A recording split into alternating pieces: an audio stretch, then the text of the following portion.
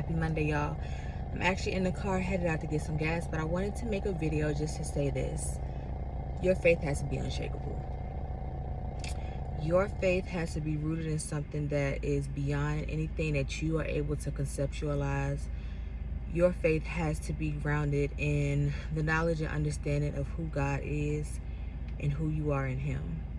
I had an experience today that a year ago, 2 years ago today, I would be having a different post experience to that experience. When I say my faith was not shaken one bit, like I was able to dwell and bask in so much joy at like how far I've come. How far I've come in terms of, like I said, my faith, how far I've come in terms of like really understanding what it means to have faith. Because we can say that we have faith, but then when something happens, all of that tend to go out the window, if you are not really rooted in what you think you're rooted in. And what I find too is sometimes we have to be tested. We have to be put in position where, we say, we parade around and we say, I trust God, I got faith, whatever is meant to happen is going to happen. Everything happens for a reason. Like we say all of these things. These are they called colloquialisms, like things that we just say because they sound good, or, because it's just things that people tend to say. But then what happens when you call to the front and it's time for you to take your test? It's time for you to demonstrate or be a demonstration or a testimony in regards to everything that you've been preaching. And I must say, I know without a shadow of a doubt that God is super proud of me and how I've been handling things, how I have like maintained my peace and my joy. And that's not to say we won't have our days. Like we are still spiritual beings having a human experience, which means that we will have days like I had. What was that, Monday and Tuesday of last week, where I was having some moments. I cried bad. I screamed at some points in that day because I was so frustrated. But even in those moments, like I knew they were just moments. I knew that wasn't, going to turn into a week of me, feeling that way. I just had to sit in it. I had to sit in my shit, allow myself to feel what I was feeling in that moment, learn the lesson in it, and move on. And that's exactly what I did.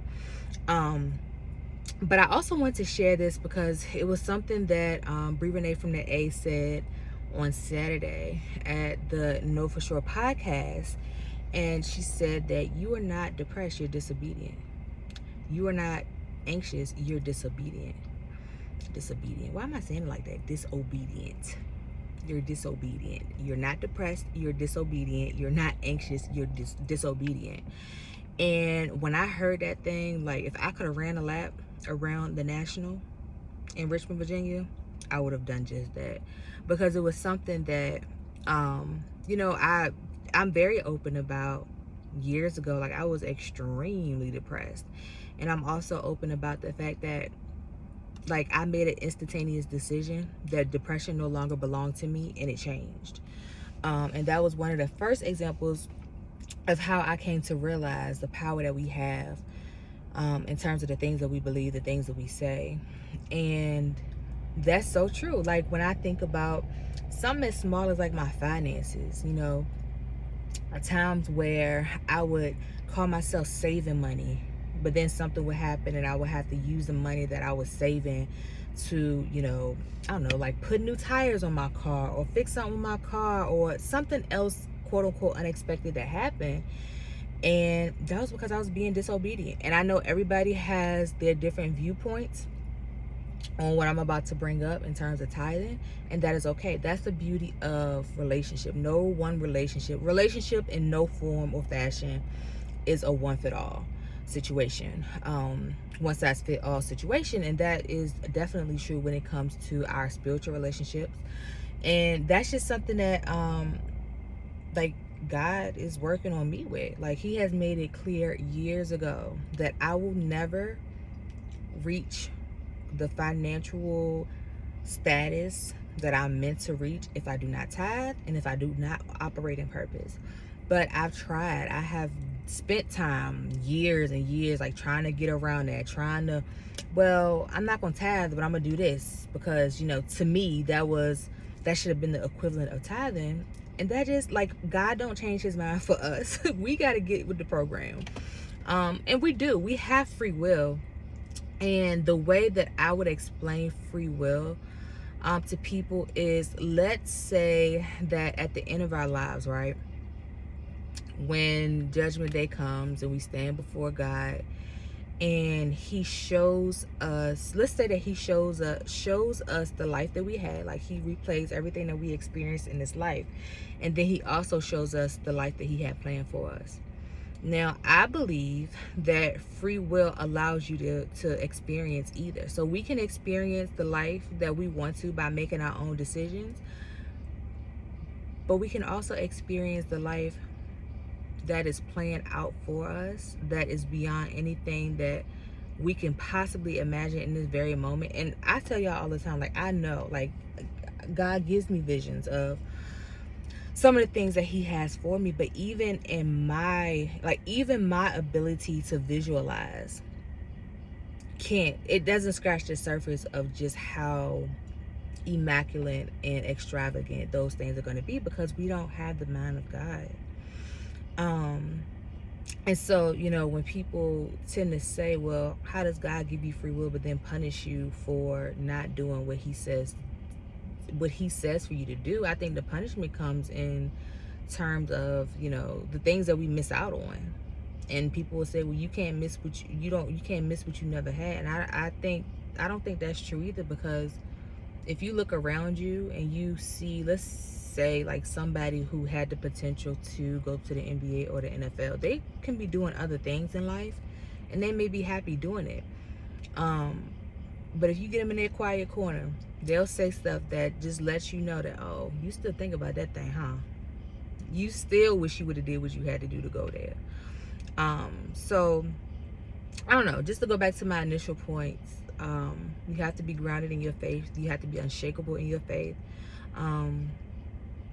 And your obedience. So take inventory on the emotions that you tend to feel most often, like the negative emotions that you tend to feel most often. And then reflect upon if you have ever received instruction that you know without a shadow of a doubt that you are not operating in, like you're working against that, you're not being obedient in those areas. And if you can't identify anything, pray about it. Have a conversation with God. Like, I literally talk to God like I'm talking to y'all. I talk to God and I be like, God, like, you know how I'm feeling right now. You got to tell me something, because you already know how I'm finna handle this. Like, I don't have to lie to him. Like, he knows, he created me. He knows where we at in this process of me becoming a better me. So it's no need for me to go to him in any way outside of who I am and where I am in this journey.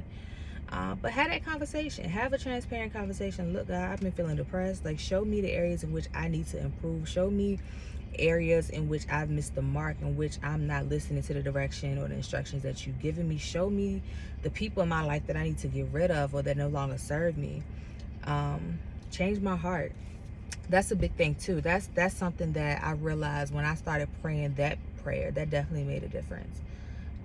So I pray the prayer, if there's anybody in my life that is no longer serving me, just help them lose a taste for me, help me lose a taste for them. And I also have started praying a prayer that God change my heart, because people will say things like, well, God gives you the desires of your heart. He surely will. And sometimes when you get that thing, it's not all that you thought it would be, but he gave you what you wanted.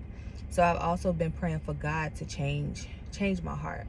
Help me to have a taste for the things that are in alignment with the person that I'm becoming, not the person I am right now, because I realize I can't always choose for me, baby. My type don't love me back. And that's an uncomfortable conversation that I've had to have for myself. Like, look, y'all, when I say I have these uncomfortable ass conversations with myself, why lie to me? Why lie to myself? So yeah, I just wanted to encourage you all. I'm gonna go get this gas and then come back home and work on some stuff I need to get done. But when it's your time to be called to the front, just make sure you can stand on whatever it is that you're speaking out loud. Make sure you can stand on everything, all these positive messages, or even the negative messages that people tend to spew out about how I don't need nobody and da-da-da-da. Make sure you can stand on that, because there's gonna come a time where you have to. That's just the way of the world. And I am committed to standing on my principles in terms of my morals, my principles in terms of my faith. Like, I'm committed. I don't care how hard, how stuff gets, how hard, how difficult things get. I'm gonna stand on that. I'm a bet 100 on me every single time. Me and God, I'm a bet 100 every single time. It's nothing in this world that happens that is outside of what God allows. He can turn anything into something that's a part of your resume. And what I mean by your resume is, I love to encourage people. I love to inspire people. So I gotta have a resume. I gotta have a resume of life. Don't nobody want to hear nothing I gotta say if I ain't never been through nothing. Think about that. When you going through something, you don't want to talk to that person that's just saying, oh, everything's gonna be okay. Yeah, I know that, but give me something to work with. Give me something with some substance. When you've been through some stuff in life and you need to encourage other people, you can pull from a different place. You can pull from a different set of circumstances. Yeah, I've been depressed before, and let me tell you what worked for me. I had to change my mind. I had to be more mindful of the people I was hanging around. I had to be mindful of the situations that I was allowing myself to continue to stay in, even though I knew I had outgrown them. And when you can start looking at your life experiences in that way, in terms of one, taking accountability, and two, acknowledging that things don't happen to us, they happen for us, life will change. And again, that's not saying that life, we don't have those days where it's like, damn, can I catch a break? We gonna have those days. Like, that's a part of life. But those days just seem or are more tolerable when you know who you serve, who looking out for you. Like, think about it in terms of, I was the older sister, so I didn't have this experience, but for anybody that may be watching who may be was the youngest and had older siblings, like, when you knew you had people that could back you up even if you was wrong, you talk some shit that you wouldn't have talked if you was, if you knew you had to stand in the gap by yourself. So that's a bit, or that's how I would explain, knowing that you have a relationship with God and that you got faith. Like, when you know you got God, like, stuff don't even be like, it be like, oh, okay. Like, this stuff that going around you in the world and the decisions people make and how, okay, cool. But you have to be unshakable in your faith. You have to be. So I hope you all are having an amazing Monday. Oh, I wanted to share this too. If let's say you had a crazy Monday, you weren't as motivated, you weren't as disciplined as you maybe could have been or should have been, it's still time. Y'all, these braces be really messing me up. As my teeth continue to shift, like, my talking is different. And my words I be forming my words weird. But anyway, I got a task for you. So this is what I do. I think I have it with me. Y'all know I love Jeezy down. Like, he's an amazing artist. I love his story. I love his hustle. I'm spitting, like, these verses are really taking me through it right now.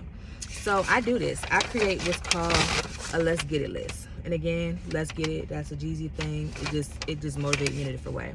And so what I do is I break up my list in different categories, and I identify things that I want to accomplish throughout the week. So I have a business category.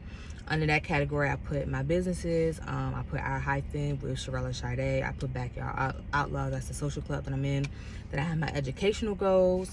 I have my financial goals, upcoming trips, because I got some trips coming up and things that I need to do for that. And then I have a section that says other, which just captures, anything else that I want to get done this week that doesn't quite fit into those other goals. And then what I do is every day I create a smaller list. So I use this list and I decide what from this list I want to do, like, day to day. So today's list, I broke down some things that I had to do or that I wanted to accomplish from my bigger list today. And another thing that helps too, if it's something on your list that you really ain't feeling like, damn, I really don't feel like doing this, do that by like Tuesday. Like, make that your Monday or Tuesday goal.